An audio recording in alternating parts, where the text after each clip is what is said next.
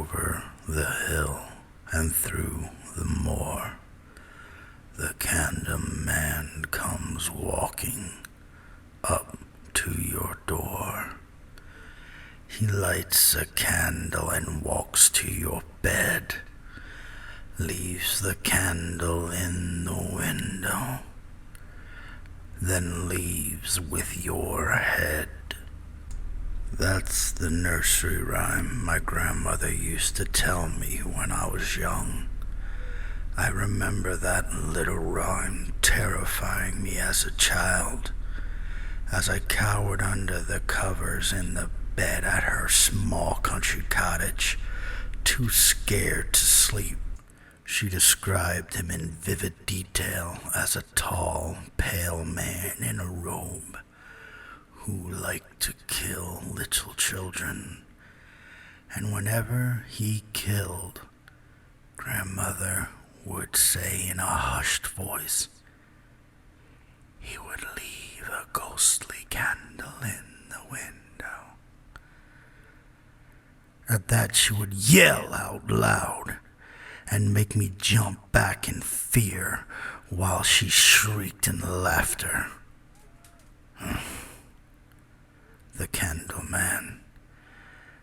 Even the name gives me chills.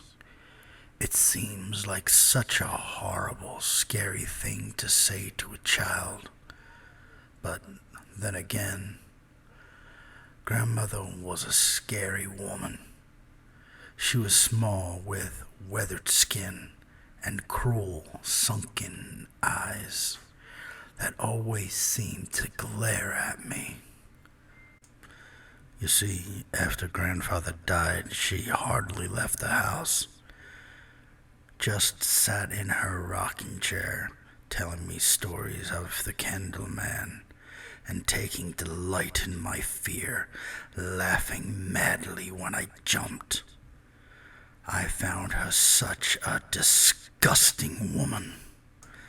Anyway, when I grew up, I learned that it wasn't her fault, really. Grandpa's death had shaken her up, messed with her head. She didn't know what was appropriate anymore. Grandpa was only alive when I was a baby, and I never knew him. But I learned when I was older how much he meant to her. Without him, she had been broken. She died when I was 13. I guess it didn't really come as much of a shock. She was incredibly old and frail. Now I'm 30, with a wife and a little girl. We have a comfortable suburban home, and I couldn't be happier. There has been one thing that's shaken me up recently, however.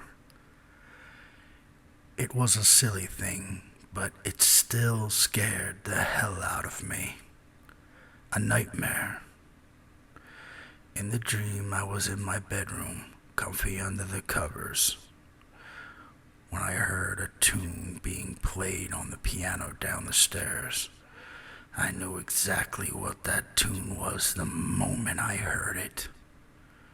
The Candle Man. Goosebumps ran up my arms and neck, and ice filled my stomach. I sprinted down the narrow staircase into the living room, where I saw a tall, pale figure in a robe holding a candle, leaving through the open door. The Candle Man.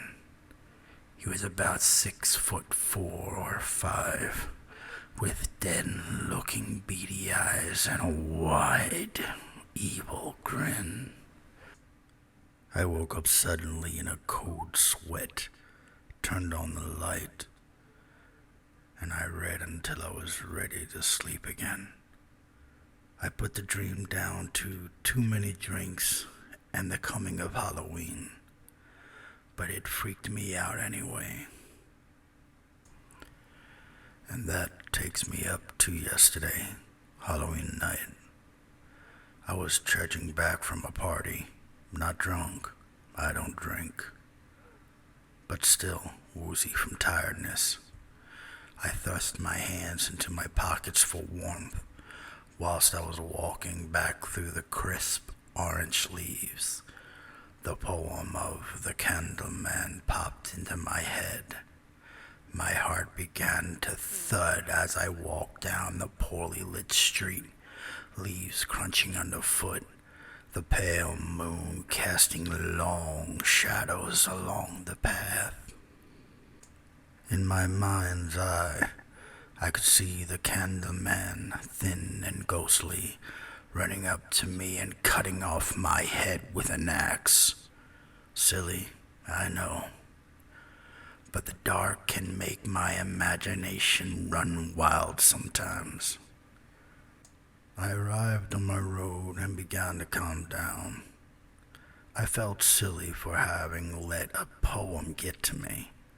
I was perfectly safe under the streetlights. As I arrived at my front yard, I noticed a tall man in a robe standing at the end of my street, his face shrouded in darkness. He appeared to be staring at me.